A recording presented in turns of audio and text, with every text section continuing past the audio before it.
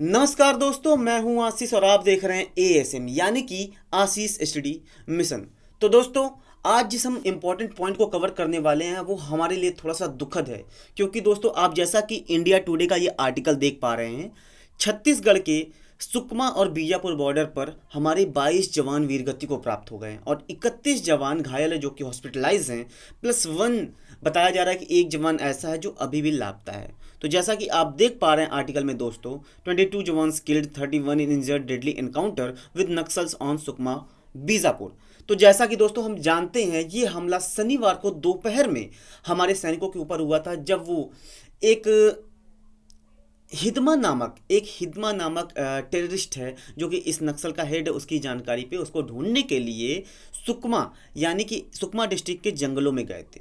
तो उस टाइम पे हमारे सैनिक थे उनको ट्रैप किया गया आते वक्त, और उनके ऊपर पीछे से पीठ पीछे उनके ऊपर वार किया गया। तो दोस्तों आज इन सारे पॉइंट्स को हम कवर करने की कोशिश करेंगे और समझने की कोशिश करेंगे कि कैसे प्लानिंग के थ्रू ये कार्य किया गया और इस पे हमारे गवर्नमेंट का क्या रिएक्शन है। जैसे कि ट्वीट से हम देखें दोस्तों, तो यहाँ पे हम अमित शाह जी का ट्वीट देख सकते हैं कि छत्तीसगढ़ में नक्सलियों के साथ मुठभेड़ में शहीद हुए जवानों को श्रद्धांजलि देता हूँ। मैं उनके परिवार व देश को विश्वास दिलाता हूँ कि जवानों ने देश के लिए जो अपना बलिदान दिया है वो व्यर्थ नहीं जाएगा। नक्सलियों के खिलाफ हमारी लड़ाई मजबूत होगी और इसे परिणाम तक ले जाएंगे।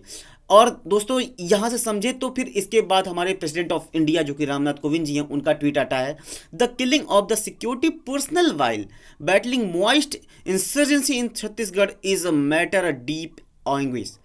My condolences to the betrayal family. The nation share their pain and will never forget the sacrifice. तो दोस्तों इस तरह से समझ पा रहे हैं, जैसे कि हमारे प्रेसिडेंट ऑफ इंडिया का आ चुका है ट्विटर पे बयान और अमित शाह जी का आ चुका है, तो इस तरह बहुत सारी चीज़ें चल रही हैं। तो हम यहाँ देखने की कोशिश करते हैं मैप के माध्यम से, तो दोस्तों कि ये सुकमा कहाँ है। देखिए दोस्तों, ये है हमारा प्यारा भारत, ये है हमारा प्यारा इंडिया, और यहाँ पे हम देखने की कोशिश कर रहे हैं कि सुकमा कहाँ है। दोस्तों यहाँ पे आप देख सकते हैं दोस्तों, ये लाइनिंग रेड लाइनिंग है जो ये छत्तीसगढ़ का एरिया है, और यहाँ पे आप सुकमा को देख पा रहे होंगे दोस्तों। देखिए यहाँ पे ये दोस्तों मैं और जूम कर रहा हूँ, ये है सुकमा दोस्तों। और इसी सुकमा के जो सुकमा है और बीजापुर की बॉर्डर लाइन है, यहीं पे ये जो पहाड़ी इलाका है, यहीं पे माना जा रहा है कि यहीं पे ये इनकाउंटर्स हुए हैं दोस्तों। इस तरह से हमें ये समझने की ज़रूरत है दोस्तों कि ये सारे इलाके जो हैं, यानी कि ये छत्तीसगढ़ का इलाका जो सुकमा है, बीजापुर है, ये छोटी छोटी घाटियों के रूप में है, छोटी छोटी गुफाएं हैं। यहाँ पे ये जंगली एरिया है जहाँ पे माना जाता है कि बहुत ज़्यादा टेररिस्ट जो भी नक्सलवादी रहते हैं। जैसे आप देख सकते हैं इंडिया नक्सल अफेक्टेड डिस्ट्रिक्ट, जो ये सारे के सारे इस साइड से आपको दिख रहे हैं, जो छत्तीसगढ़ का पार्ट हो गया और ये मध्य प्रदेश का कुछ पार्ट हो गया, ये सारे पार्ट जो है नक्सल से रिलेटेड है दोस्तों।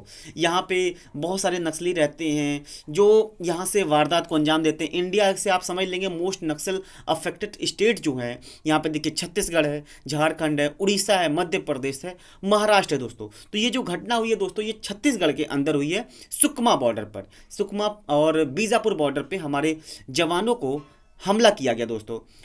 नक्सल अफेक्टेड एरियाज इन छत्तीसगढ़, दोस्तों ये भी समझना जरूरी है कि अगर छत्तीसगढ़ के एरियाज में बात करें तो देखिए दोस्तों, बीजापुर, सुकमा, बस्तार और दंतेवाड़ा, यानी कि ये चार जो डिस्ट्रिक्ट हैं छत्तीसगढ़ की, ये बहुत ज़्यादा नक्सल अफेक्टेड एरियाज हैं दोस्तों।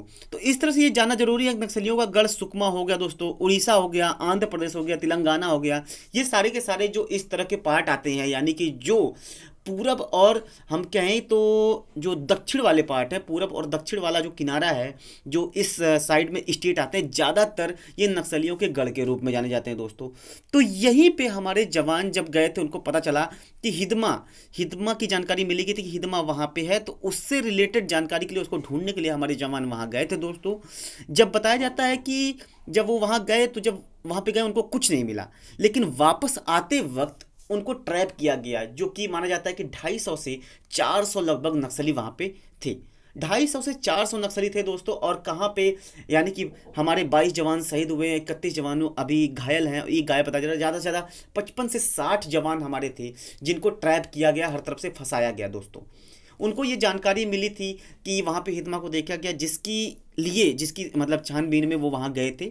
जब वो वहाँ से वापस आ रहे थे उनको कुछ नहीं मिला, तो वहाँ पे पूरी प्लानिंग के साथ दोस्तों वहाँ पे ट्रैप किया गया उनको। और ट्रैप करने के बाद बताया जा रहा है कि उनके पास हथियार बहुत ही ज़्यादा जो कॉमन यूज किए जाते हैं, बहुत ही डेवलप्ड हथियार थे, उनसे उनके ऊपर हमले किए गए।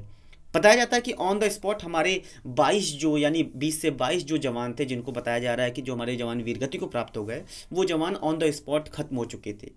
अब ऐसा भी नहीं है कि नक्सलियों के लोग नहीं मरे, क्योंकि जब बैक फायर किया गया इंडिया के सोल्जर्स की तरफ से, तो बताया जा रहा है कि 25 से 26 लगभग नक्सली मारे जा चुके हैं दोस्तों। तो दोस्तों यहाँ पे ये जानना जरूरी है कि ये बहुत ही प्री प्लान के तहत हुआ है, क्योंकि ये सारे इलाके जो हैं ये नक्सलियों के इलाके हैं, और यहाँ पे उनका गढ़ है एक तरह से दोस्तों, ये उनका गढ़ है। देखिए जैसे आप देख पा रहे हैं, Chhattisgarh 22 security personnel killed in encounter with Maoists in Bijapur और सुकमा का बॉर्डर था, जहाँ पे हमारे 22 जवान शहीद हो गए दोस्तों।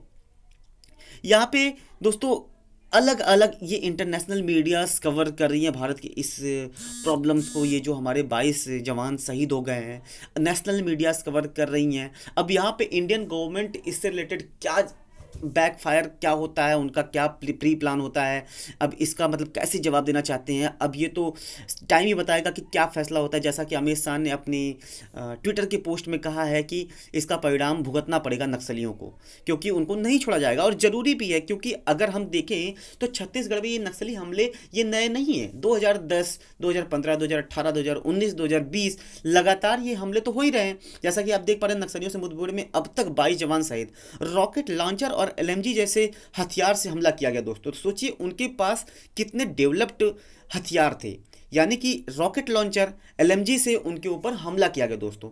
अब दोस्तों बात करते हैं जो नक्सल्स का ये जो ग्रुप है, हिदमा का ग्रुप, उससे रिलेटेड बात करेंगे। और जैसा कि इंडिया नक्सल अफेक्टेड डिस्ट्रिक्ट ये हमने देख लिया है, अब हम बात करेंगे ये जो ग्रुप है इनका, उससे रिलेटेड। ये जो हिदमा ग्रुप है दोस्तों, ये हिदमा जो व्यक्ति है जिसके बारे में जानकारी मिली थी, माना जाता है कि इसकी एज बहुत ज़्यादा नहीं है, अभी 30 से 35 एज है, और इसको काफ़ी बार छत्तीसगढ़ के इन इलाकों में यानी इन जंगली इलाकों में देखा जा चुका है, जिसकी वजह से हमारे जवानों को पता चला कि वो वहाँ पे छिपा हुआ है। आप हिदमा को देख सकते हैं दोस्तों, यहाँ पे लिखा है हिदमा द मास्टरमाइंड बिहाइंड ये मैसेक्रिस, देख लीजिए यही हिदमा है दोस्तों, ठीक है। और इसी को पकड़ने के लिए बताया जाता है इसकी एज बहुत ज़्यादा नहीं है, इस टाइम पे इसकी एज लगभग 30 से 35 के बीच में होगी दोस्तों।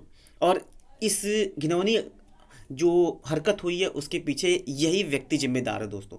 तो गवर्नमेंट को जो भी कदम उठाना चाहिए, ठोस कदम उठाना चाहिए, ताकि ऐसी हरकतें दोबारा ना हो पाए, क्योंकि हमारे जवान हमारे देश की सीमा पर रह के हमारी रक्षा करते हैं दोस्तों। तो इस तरह से यहाँ पे एक बहुत ही कठोर कदम उठाना बहुत ज़्यादा ज़रूरी है दोस्तों। तो दोस्तों जैसा कि मैंने बताया कि हमारे जवान 22 जवान शहीद हो गए, 31 जवान अभी भी घायल हैं, एक जवान का सर्च चल रहा है। और इस तरह से आपने अलग अलग नेताओं के ट्वीट्स भी देखे। तो दोस्तों इससे अगर कोई आगे जानकारी है तो मैं आपको ज़रूर बताऊँगा। आज के लिए बस इतना ही दोस्तों। जय हिंद दोस्तों, जय भारत।